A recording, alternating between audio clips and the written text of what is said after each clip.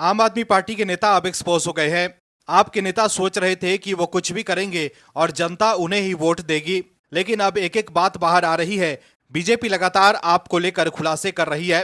दिल्ली में बीजेपी की सरकार बनने के बाद से ही आपकी चिंता बढ़ गई है। अरविंद केजरीवाल अब दिल्ली से ज्यादा पंजाब की बात कर रहे हैं। अरविंद केजरीवाल जानते हैं कि अब उनके लिए दिल्ली की सत्ता में वापसी करना काफी मुश्किल है, क्योंकि बीजेपी की सरकार जब से बनी है तब से आपकी दाल नहीं गल रही है और बीजेपी लगातार जनता के हित में काम कर रही है।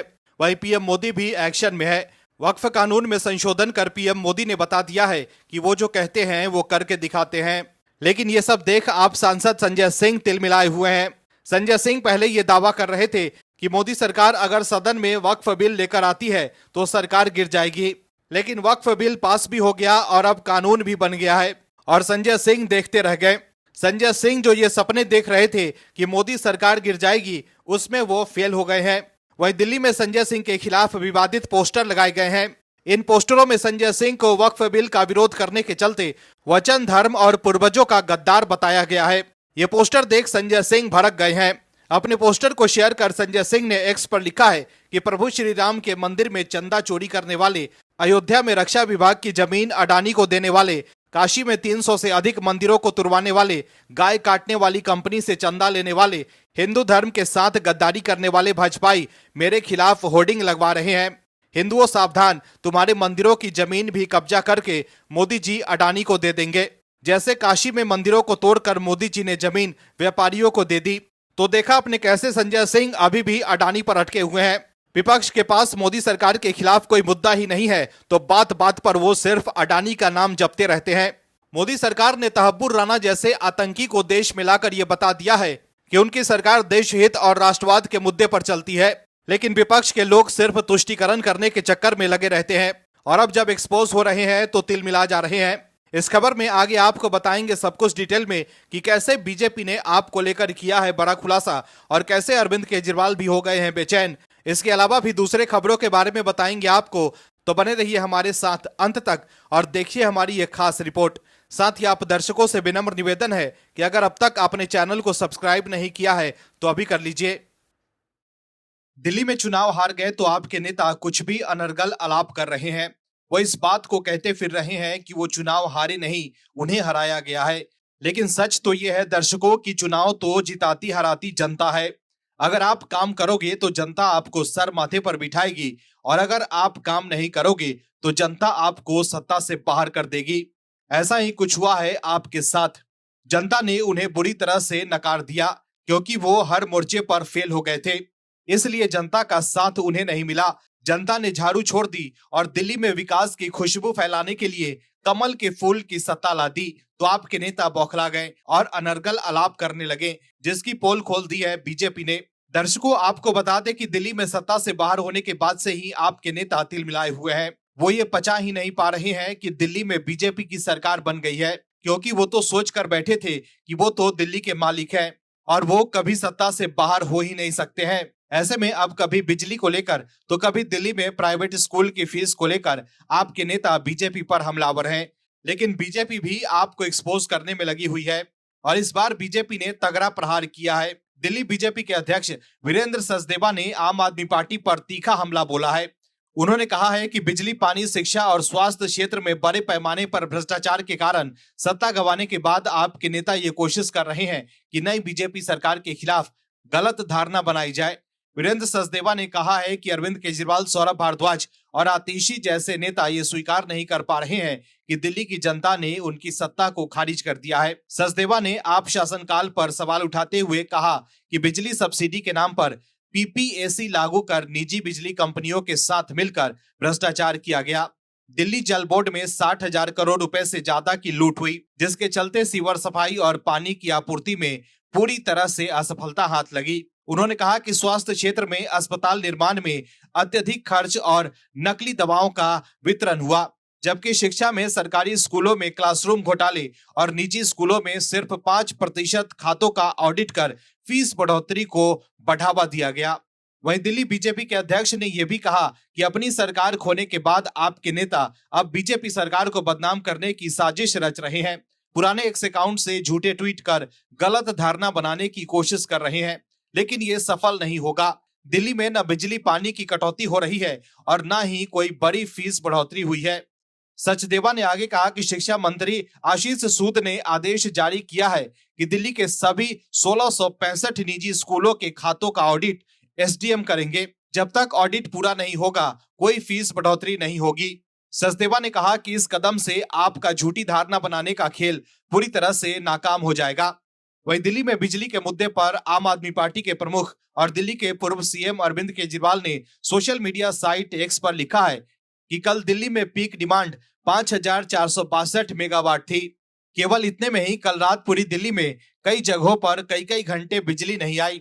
पिछले साल पीक डिमांड लगभग 8500 मेगावाट पहुंच गई थी, फिर भी हमारी सरकार के दौरान दिल्ली में कहीं बिजली नहीं गई। अरविंद केजरीवाल ने आगे लिखा कि आने वाले हफ्तों में जब दिल्ली में गर्मी और बढ़ेगी और बिजली की डिमांड भी बढ़ेगी तो क्या होगा। पिछले 10 साल में हमने दिल्ली के बिजली सिस्टम को बड़ी मुश्किल से ठीक किया था। कहते हैं ना कि किसी चीज को ठीक करने में वर्षों लग जाते हैं, लेकिन उसे खराब 2 दिनों में ही कर दिया जाता है। तो देखा आपने कैसे अरविंद केजरीवाल अपनी पिछली सरकार की पीठ थपथपा रहे हैं। लेकिन सवाल है कि सब कुछ ठीक था, फिर जनता ने उन्हें सत्ता से बाहर क्यों किया। वहीं बीजेपी ने जो आप पर आरोप लगाए हैं कि दिल्ली जल बोर्ड में 60,000 करोड़ रुपए से ज्यादा की लूट हुई है, उसको लेकर वो क्या कहेंगे। इसके अलावा भी बीजेपी लगातार आपको एक्सपोज कर रही है कि सत्ता से बाहर होने के बाद वो बीजेपी सरकार को बदनाम करने की कोशिश कर रहे हैं।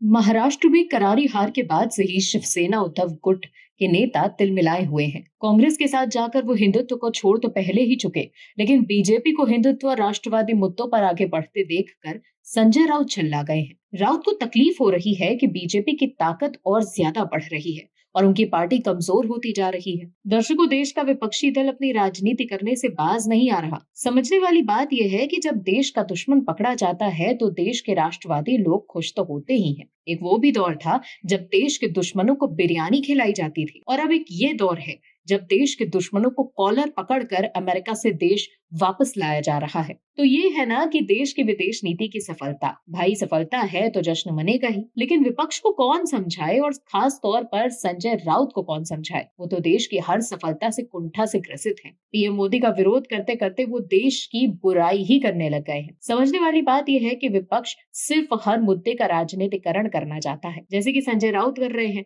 राजनीति। दर्शकों, जैसा कि आप सभी को पता ही है, मुंबई हमले का आरोपी तहव्वुर राणा आखिरकार भारतीय कानून के लंबे हाथों की गिरफ्त में आ ही गया। राणा के खिलाफ अब देश के कानून के तहत मुकदमा चलाया जाएगा। इस बीच नेताओं की ओर से बयानबाजी का दौर भी जारी है। खास तौर पर शिवसेना यूपीटी के नेता और सांसद संजय राउत ने पार्टी के मुखपत्र सामना में संपादकीय लिखकर कई बातें कही हैं। तहव्वुर राणा के प्रत्यर्पण के बीच संजय राउत ने पाकिस्तान की जेल में बंद इंडियन नेवी के पूर्व अधिकारी कुलभूषण जाधव का मामला उछाल दिया। इसके साथ ही उन्होंने तहव्वुर राणा के प्रत्यर्पण का बिहार चुनाव कनेक्शन भी निकाल लिया। संजय राउत ने बीजेपी पर निशाना साधते हुए ये कहा कि ये लोग तहव्वुर राणा का फेस्टिवल मना रहे हैं। संजय राउत ने कहा कि पाकिस्तान की जेल में कुलभूषण जाधव सड़ रहा है, उसे लेकर आइए ना, दाऊद इब्राहिम को लेकर आइए। जब तक बिहार का चुनाव होगा तब तक ये देश में तहव्वुर राणा फेस्टिवल मनाएंगे। संजय राउत ने कहा कि अमेरिका में कानूनी लड़ाई चली और लड़ाई शुरू की थी यूपीए की सरकार ने। उस समय ये पीयूष गोयल टाइप के लोग नहीं थे, तब ये लड़ाई लड़ रहे थे, तब से ये लड़ाई चल रही है। उस समय दावा किया गया कि कांग्रेस ने बिरयानी परोसी, अब उन्हीं को पार्टी में वो उज्जवल निकम है। उन्होंने झूठ बोला था कि वो कसाब को बिरयानी दे रहे थे। क्या कोई ऐसे बिरयानी देता है? उन्होंने कहा है कि तहव्वुर राणा को लेकर आए, अच्छी बात है, लेकिन सबको पता है कि इस हमले के पीछे पाकिस्तान था। जैसे आप तहव्वुर राणा को लेकर आए हैं, वैसे यूपीए सरकार के कार्यकाल में अबू सलेम को लेकर आए थे पुर्तगाल से। अबू सलेम सबसे खतरनाक था, दाऊद इब्राहिम का दाहिना हाथ था, जिसने 93 के धमाकों में अपनी पूरी भूमिका निभाई थी। शिवसेना यूपीटी नेता ने कहा कि नया क्या है, लेकिन ये फेस्टिवल कर रहे हैं, ये तो लोग राणा फेस्टिवल मना रहे हैं। हिम्मत है तो नीरव मोदी को लेकर आओ, वो मेहुल चौकसी को लेकर आओ, ललित मोदी को लेकर आओ। दाऊद इब्राहिम को मारने की बात करते थे ये लोग, हमारी सरकार आएगी तो पाकिस्तान में घुसकर मारेंगे। किसने मारा है? दाऊद इब्राहिम को लाओ। संजय राउत ने यह भी कहा कि अब इनकी योजना बंगाल और बिहार विधानसभा चुनाव से पहले राणा को फांसी पर लटकाने की है। बीजेपी उसका फायदा लेना चाहती है। तो देखा आपने कैसे राउत तिलमिलाए हुए हैं। राउत समझ गए हैं कि जिस तरह से बीजेपी देश हित में काम कर रही है, उससे बीजेपी कभी केंद्र की सत्ता से बाहर नहीं हो सकती। बीजेपी की केंद्र सरकार की लोग जमकर तारीफ कर रहे हैं, जिसे संजय राउत हजम ही नहीं कर पा रहे और उल जलूल बयान दे रहे हैं। कांग्रेस में जाकर उद्धव ठाकरे की पार्टी अब फंस गई है। हिंदुत्व राष्ट्रवाद के मुद्दे पर भी वो सरकार का समर्थन नहीं कर पा रहे। जब से केंद्र में बीजेपी की सरकार बनी है, तब से ही भारत के दुश्मनों के बुरे दिन शुरू हो गए थे। एक तरफ जहां देश के लोगों के लिए अच्छे दिन आए, तो वहीं दूसरी तरफ देश के दुश्मनों के लिए बुरे दिन आ गए थे। तभी तो विजय माल्या जैसे लोग जो भारत को लूट रहे थे, वो देश से भाग गए, क्योंकि वो जानते थे कि अगर देश में रहेंगे तो सलाखों के पीछे पहुंच जाएंगे। वो जानते थे कि अब जो पार्टी सत्ता में आई है, वो न खाएगी और न खाने देगी। ऐसे में उन्होंने भागना ही ठीक समझा। वहीं अब तो दुनिया में भारत का डंका बज रहा है। अमेरिका से लेकर तमाम बड़े देशों के राष्ट्रीय अध्यक्ष पीएम मोदी के सामने नतमस्तक रहते हैं। अब भारत हर देश से आंख में आंख डालकर बात करता है, और जो भारत की तरफ टेढ़ी नजर से देखते हैं, उन्हें करारा जवाब दिया जाता है। पीएम मोदी ने पाकिस्तान को शांत कर दिया है, जो भारत को आंख दिखाता रहता था। लेकिन कांग्रेस में तुष्टीकरण इस कदर हावी है कि कांग्रेस के लोगों को देश के दुश्मनों से भी हमदर्दी होती है। हालांकि कांग्रेस नेता और वकील अभिषेक मनु सिंघवी मोदी सरकार की ताकत देख दंग रह गए हैं, और सिंघवी भी तारीफ कर रहे हैं। दर्शकों, मुंबई में 26/11 आतंकी हमले के गुनहगार तहब्बुर हुसैन राणा के भारत प्रत्यर्पण से जहां हर किसी ने सुकून की सांस ली है, तो वहीं कुछ नेताओं के बयान दिल दुखाने वाले हैं। कांग्रेस नेता और महाराष्ट्र के पूर्व सीएम पृथ्वीराज चौहान तो अप्रत्याशित रूप से तहब्बुर हुसैन राणा के प्रति हमदर्दी दिखाते नजर आए। उन्होंने यहां तक कह दिया कि राणा को भी कसाब की तरह सुनवाई का पूरा मौका मिलना चाहिए। इस पर बीजेपी ने तीखा पलटवार किया है। पृथ्वीराज चौहान ने कहा है कि दोनों जो सूत्रधार थे, तहब्बुर राणा और डेविड हेडली, इन दोनों का नाम 2009 में मुंबई पुलिस ने प्रत्यर्पण के लिए दिया था। उसके बाद से पुलिस इन्वेस्टिगेशन भी हुआ। हमारे वकील भी अमेरिका गए, लेकिन राणा ने अपना गुनाह कबूल नहीं किया और हेडली ने गुनाह कबूल कर लिया। इसके बाद हेडली अमेरिका सरकार से मिल गया। अब वो अमेरिका से तनख्वाह पा रहा है, तो उसे लाना मुश्किल है। लेकिन आज बहुत लंबी लड़ाई के बाद एक को वापस लाया गया है। हमारी मांग है कि अजमल कसाब की तरह जैसे उसको बचाव करने का हक था और पूरी ट्रायल हुई और सजा हुई, उसी तरह राणा को भी पूरे ट्रायल का हक मिले और फिर उसको सजा हो। दुनिया इस ट्रायल की तरफ देखेगी कि भारत में कानून का राज है या कंगारू कोर्ट है। वहीं इससे पहले तहब्बुर राणा के भारत प्रत्यर्पण पर कांग्रेस सांसद और वकील अभिषेक मनु सिंघवी की भी प्रतिक्रिया आई थी। अभिषेक मनु सिंघवी ने कहा था कि कोई भी व्यक्ति जो भारत को नुकसान पहुंचाता है, अगर उसे कानून की प्रक्रिया के तहत न्याय के कटघरे में लाया जाता है, तो हम इसका पूरा स्वागत करेंगे। हम रिपोर्ट सुन रहे हैं और ये अच्छा होगा कि अगर उसे न्याय के कटघरे में लाया जाए। वहीं जिस तरह से कांग्रेस के नेता पृथ्वीराज चौहान ने तहब्बुर राणा के प्रति नरम रुख दिखाया है, उससे बीजेपी भड़क गई है। वहीं कुछ लोगों ने सुझाव दिया है कि राणा को कानूनी सहायता दी जानी चाहिए और नामचीन वकीलों जैसे कपिल सिब्बल और अभिषेक मनु सिंघवी को उनका केस लड़ने के लिए आगे आना चाहिए। हालांकि राणा के भारत प्रत्यर्पण पर सिंघवी ने कहा है कि हम स्वागत करेंगे। वहीं कांग्रेस नेताओं के बयानों पर बीजेपी ने जोरदार हमला बोला है। अनुराग ठाकुर ने कहा है कि राहुल गांधी और कांग्रेस पार्टी से मेरा सवाल है कि क्या वे आतंकवादियों के साथ खड़े हैं। कसाब और राणा जैसे लोगों ने भारत को नुकसान पहुंचाया और अब कांग्रेस उन्हें बचाने की कोशिश कर रही है। ये देशद्रोह है। कांग्रेस की सरकारों के समय ही ऐसे आतंकी हमले हुए और अब वे इन्हें बचाने की बात कर रहे हैं। वहीं बीजेपी प्रवक्ता गौरव भाटिया ने लिखा है कि कांग्रेस का असली चेहरा सामने आ गया है।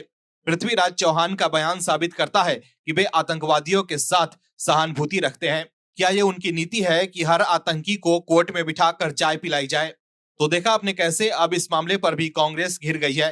Bureau report, OMH news. आप दर्शकों से विनम्र निवेदन है कि चैनल को सब्सक्राइब जरूर करें